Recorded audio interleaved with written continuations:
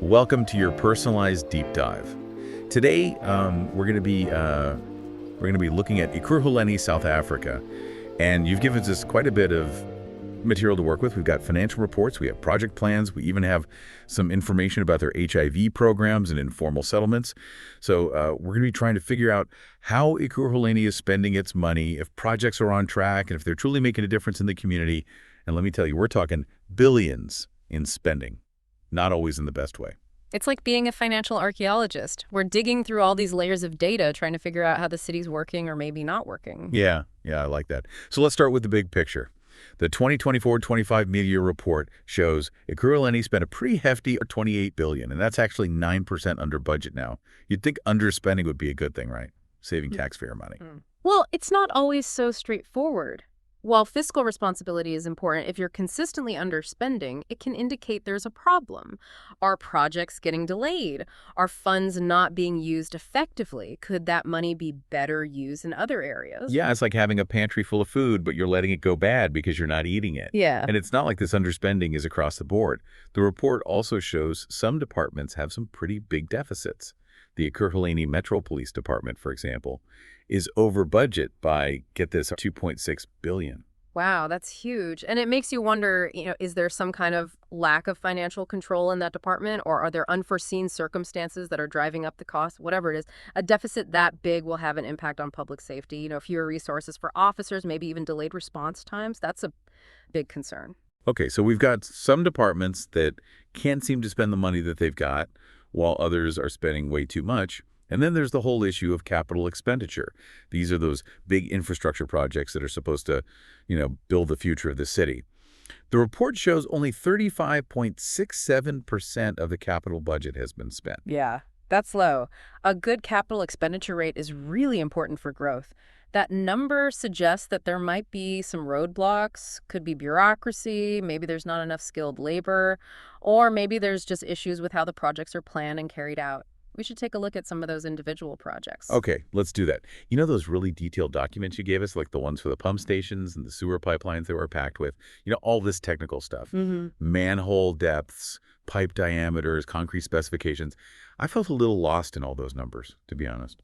Don't discount those boring details just yet. They're actually super important to these infrastructure projects. I mean, think about it. A pump station that's built with low-quality concrete could fall apart way too soon, and then you've got sewage leaks and you've got health hazards.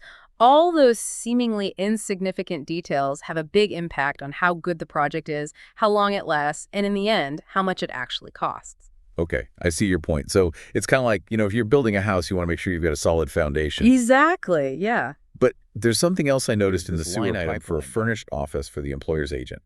Now, why would that be in a sewer pipeline budget? That's interesting. It really says a lot about how much oversight there is and how much extra cost is added to these projects. The fact that there's an employer's agent and they need a fancy office tells us that there's this whole formal project management structure, which could be good. It means things are more accountable. But it also makes you wonder if it's really necessary. I mean, could that money be used in better ways? Yeah, maybe they could have used that money for actual pipes and pumps. Yeah, exactly.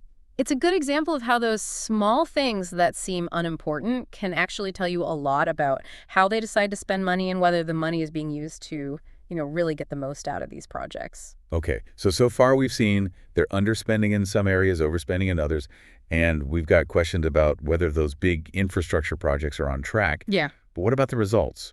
Are these projects actually making life better for the people of Ekurhuleni? Well, let's look at some results. On the positive side, Ekurhuleni is doing a fantastic job with their HIV prevention program. They've gotten the mother-to-child HIV transmission rate to less than 2%. That's pretty impressive. That's amazing. How'd they do that? Well, the report says they've got a strong PMTCT program that's prevention of mother-to-child transmission, and they're really enforcing those policies and monitoring the situation closely.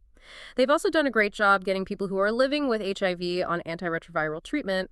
It shows that when the city has effective programs, it can make a real difference. That's great news. But then there's this other finding in that same report, and it doesn't really make sense.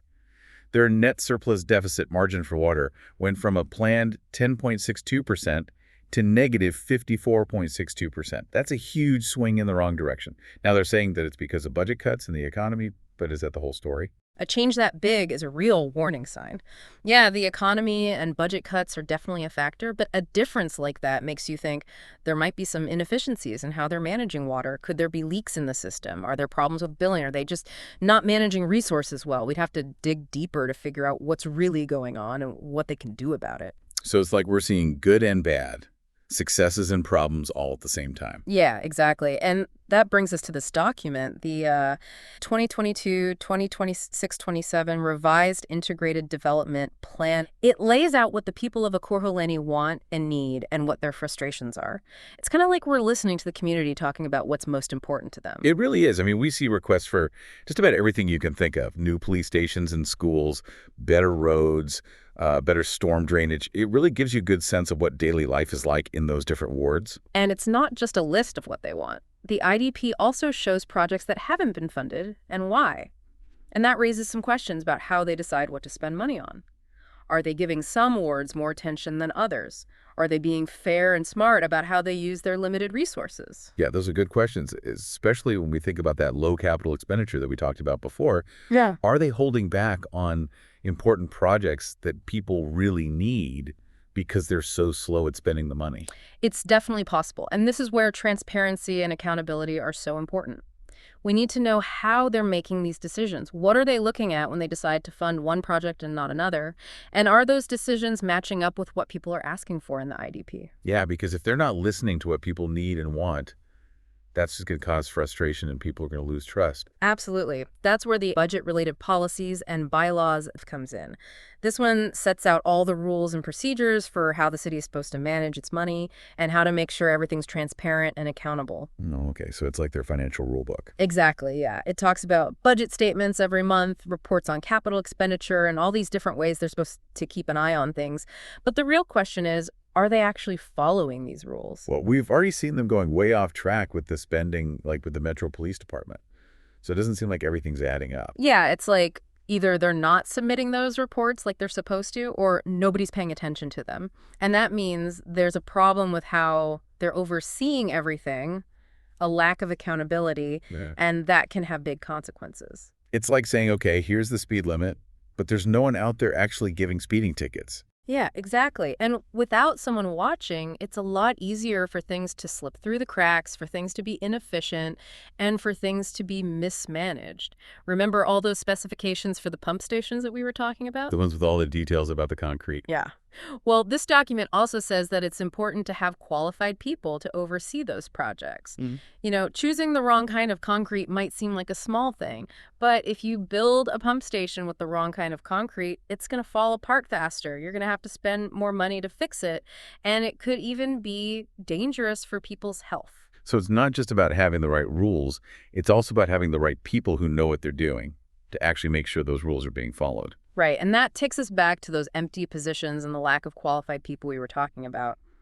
Are those vacancies preventing them from finding and keeping the skilled professionals they need to manage these complex projects? I mean, that's a big question, because if you don't have good engineers and project managers in charge of these things, it's like you're building on a shaky foundation no matter how good your plans are. Exactly. You got to have the right people, the right processes, and the right oversight to make sure these projects are done on time, they don't go over budget, and that they meet the standards. Now, we also have the C-List 2021 8 May 2024 document, which I found out stands for the City of Ekurhuleni Land Use Scheme. This document basically lays out all the rules for how they can use land, everything from, where houses can be built to industrial areas. It's like their zoning Bible. Land use planning is really important for a city. It shapes what the city looks like, it affects property values, and it determines how good the quality of life is for residents. This document, with all its specifics about what you can build, where, how high buildings can be, and even parking requirements, is the blueprint for a city that works. It's interesting, they even have rules about the smallest thing, like how many parking spaces a medical clinic needs. Yeah, it's all about having those details in place, because without clear rules, things can get messy. Businesses could pop up anywhere, causing traffic jams, harming the environment, and making life worse for residents. It's about finding a balance between allowing development and making sure the city is a good place to live. It's almost like a giant game of Tetris. Yeah. Making sure all pieces fit together in a way that makes sense. Exactly. If you don't plan it out carefully, you just end up with a big, jumbled mess. Right. But even with the best plans, you need to make sure they're actually being put into action. And that's where the M10 comes in. This one is huge. It's a giant spreadsheet with tons of line items that break down spending for every department and service in the city. It's amazing what you can learn from it. And this is where we can start to connect the dots between those high-level budget discussions and what's actually happening on the ground. Yeah, so for example, we can see that they're spending a good chunk of money on waste management with separate lines for different landfill sites and waste collection services. It's kind of cool to see how those budget numbers actually translate into real-world services. Right, and we can also see how much they're spending on things like energy, water, and sanitation, and human settlements. We even see numbers for libraries, swimming pools, community halls, the places that people use every day. It's really something how this document lets us follow the money all the way from those big budget decisions down to the local level. It's like a financial GPS for the city. And it gives people the power to see exactly how their tax money is being used and to hold the city accountable for keeping those essential services running and taking care of the infrastructure. So we've got the rule book, the budget breakdown, and the land use plan. We're starting to get a sense of how it all fits together. But what about those problems with internal controls that the auditors found? How do those fit into this? Those internal control issues are like cracks in the foundation. They're telling us that even with good policies and plans in place, there are weaknesses that could lead to mismanagement, inefficiency, and even corruption. Like the issue with people using different ID numbers to get benefits. Yeah, that's a clear example of how not having proper controls can lead to fraud and misuse of public funds. The auditors suggested that they need to have stricter ways of checking people's identities, like using the National Population Register to double-check things. Those are good ideas, but they also require them to invest in technology and training for their staff. It's kind of like, when you upgrade your home security system, it costs money up front, but it can save you a lot of headaches in the future. And in the case of a city, that security system is protecting not just physical things, but also the public trust and making sure that taxpayer money is being used responsibly. Okay, we've looked at a lot here from the big picture down to the smallest details. It's clear that Ekurhuleni is doing some things well, but they've also got some serious challenges to deal with. And what's really interesting is how these issues are all connected to each other. When they don't have enough money, it leads to not enough staff, which then delays projects, and that ultimately affects the services that people rely on. And when they're not transparent about their finances, it makes people lose trust and makes it harder to hold them accountable. It's kind of like a domino effect, Yeah. where one problem knocks over the next and affects the whole system. Yeah, it really shows that they need to be thinking about these problems in a more connected way and try to find solutions that address the root causes. I agree, and that's where people like us, the citizens, need to get involved. All these documents that we've been looking at, they give us the information we need to ask the right questions, demand more transparency from our leaders, and hold them accountable for their decisions. Speaking of important documents, we haven't even talked about the water services bylaw yet. This one is full of details about how water and sanitation services work in Ekurhuleni. It covers everything from how to get connected to the water system, to how they read the meters, and even how industries are supposed to handle their wastewater. Wow, it sounds like they've thought of everything. Why are they so focused on all those rules about water usage? Well, water is really important, especially in a place like South Africa where water is scarce. These bylaws are all about making sure everyone has access to water, that they're using it responsibly, and protecting their water supply for the future. Right, so it's like they're making rules to protect something that everyone needs. Yeah. One thing I noticed is that homeowners are responsible for keeping their own water pipes in good condition, even the parts that are outside their property line. Why is that? I think it's about making sure everyone takes responsibility for the whole water system. The city is responsible for the main pipes, but the residents need to make sure that their own connections to those pipes are working properly. Because if there are leaks or problems with the pipes on their property, it wastes water and that affects everyone. So it's kind of like being a good neighbor. You got to take care of your own little part so the whole thing works the way it should. Yeah, exactly. And it's not just about leaks. Those meter readings are important too. The bylaw says that homeowners have to let the city workers in to read the meter. If they don't, the city can just guess how much water they've used, and the homeowner still has to pay. They can even shut off the water if they can't get access to read the meter. Oh, wow. So there are real consequences if you don't cooperate. Yeah, and I think that's why it's so important for the city to communicate with residents. People need to know why those meter readings are necessary and what could happen if they don't let the city workers do their job. Now, the bylaw also has a whole section about industrial effluent. That's the wastewater that comes from factories and stuff. Why is that different? Well, industrial wastewater often has chemicals and other pollutants in it that can be really harmful if they get into the regular water system. They have all these rules to make sure that those discharges are controlled so they don't hurt the environment and to make sure the water stays safe for everyone. So basically, companies have to measure how much effluent they're releasing, and they can get in trouble if they do something wrong. Yep, it's all about making sure industries are being responsible and not polluting the water that we all need. It just goes to show that managing water is a team effort everyone has to work together, the city, residents, and businesses. Exactly. And those rules in the water services bylaw, even though they might seem boring, actually have a big impact on things like public health, the environment, and the well-being of the whole community. Well, we've covered a lot today. We've gone through financial reports, project plans, feedback from residents, land use regulations, and even the rules about water. It's been a really in-depth look at how things work in Ekurhuleni. It has been quite a journey, and we've seen that the city is facing some big challenges. They're trying to manage projects, deliver services, and be accountable to the people, just like many other cities around the world. What really stood out to me is how all these different issues are connected. We saw how not having enough money can lead to staffing shortages, which then slows down projects and ultimately affects the services people need.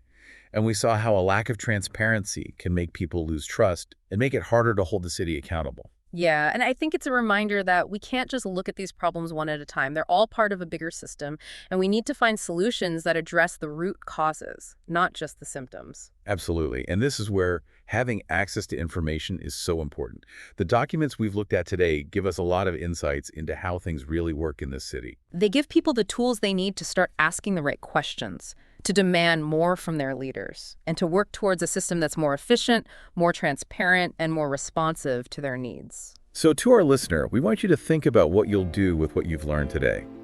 How can you use this knowledge to get involved in your community and help shape the future of your city? Remember, this deep dive is just the beginning. There's always more to learn and more to discover.